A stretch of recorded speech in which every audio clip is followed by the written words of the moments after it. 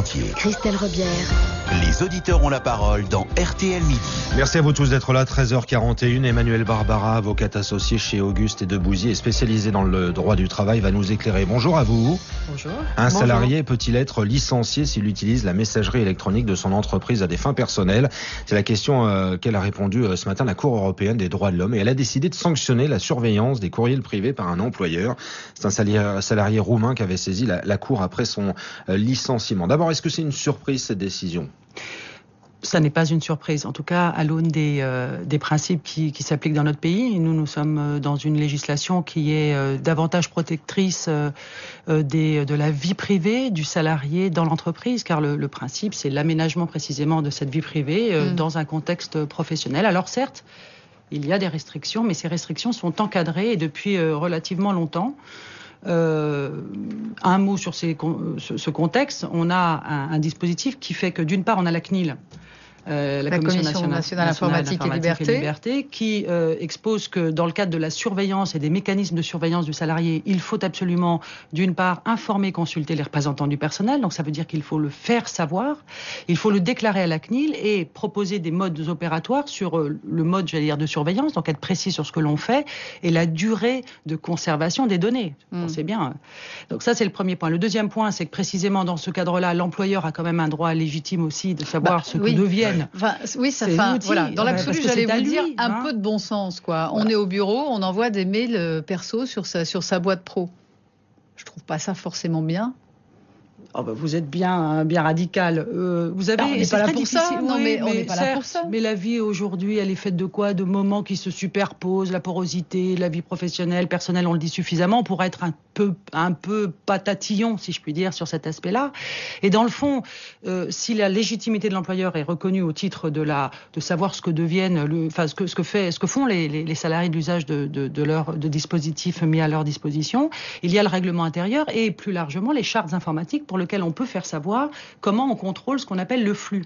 Le flux, c'est un sujet qui concerne, j'allais dire, les sites ou les provenances qui semblent pas très professionnelles. Ça, c'est sur le contrôle du flux. Après, il y a un sujet sur le contenu du flux. Et c'est là où le retour de la vie professionnelle s'impose, c'est que lorsque c'est à contenu personnel, là aussi, il faut avoir des mesures qui empêchent que le salarié puisse avoir ses courriers personnels lus à son insu, c'est quand même épouvantable, à son insu par l'employeur. Par conséquent, il y a d'une part le principe qu'il peut y avoir un contrôle légitime et légitimé dès lors que l'on passe par la procédure sur le flux de ce qui se passe sur les ordinateurs et autres outils. Mais quant au contenu, il faut savoir que le principe du droit français retenu par la Cour de cassation, c'est encore que dès lors que ces messages sont siglés personnels, il n'est pas question de pouvoir les ouvrir à l'insu du salarié. On va prendre le sentiment d'un auditeur qui nous appelle de Lyon. C'est Emmanuel qui est en ligne avec nous et qui est conducteur de travaux dans le bâtiment. Bonjour Emmanuel. Bonjour. Bonjour. Dites-nous tout sur le sujet. Ah bien écoutez, je suis un peu... sur certains points, je vais rejoindre votre invité. C'est-à-dire que... Bon, faut pas tout mélanger. Ça, je suis tout à fait d'accord. Maintenant, je pense que un employeur, je ne suis pas employeur moi-même, mais je pense qu'un employeur, il nous rémunère, il nous paye pour un travail, il nous paye pas pour faire des choses personnelles pendant les heures de travail. Ça, c'est le premier point.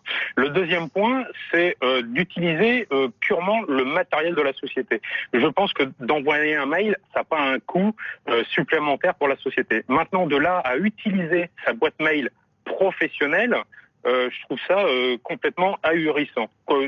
On devrait l'interdire. Maintenant, sur n'importe quel ordinateur, on peut aller faire sur des moteurs de recherche, aller par exemple sur nos boîtes personnelles comme Outlook ou autre chose, et à partir de ces boîtes, envoyer nos mails personnels. Maintenant, il ne faut pas que ça dérive aussi sur le temps de travail. Donc, est-ce que cette autorisation ne peut pas être donnée par l'employeur pendant, on va dire, le moment de pause, entre guillemets, réglementaire, qui est attribué à tout salarié pendant sa journée à la place d'aller faire sa pause cigarette ou sa pause café. Emmanuel Barbara. Bonne question.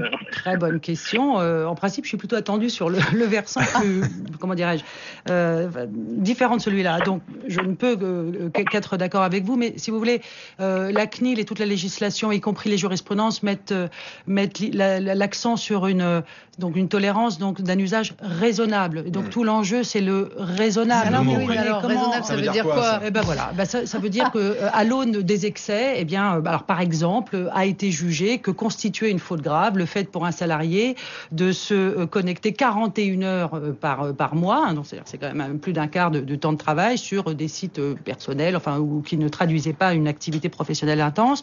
De même que 10 000 connexions en un mois, c'est pas bien non plus, et c'est une faute grave. Donc vous voyez, ça c'est excessif. Donc c'est en gros l'outrance.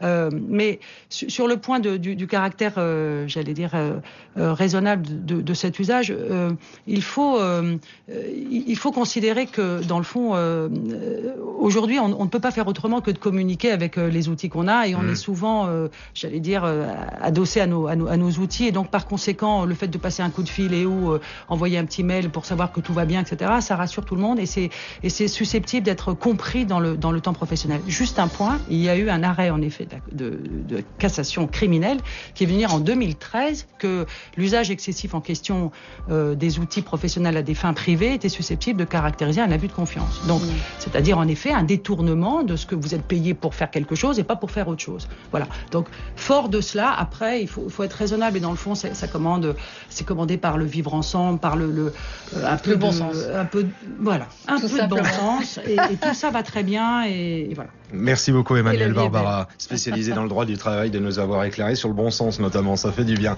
On reviendra là-dessus, j'en doute pas une seconde. Dans les auditeurs ont la parole. Dans un instant, monsieur Laurent Gérard pour Rire évidemment, et puis à partir de 14h, Thomas et Sidonie pour la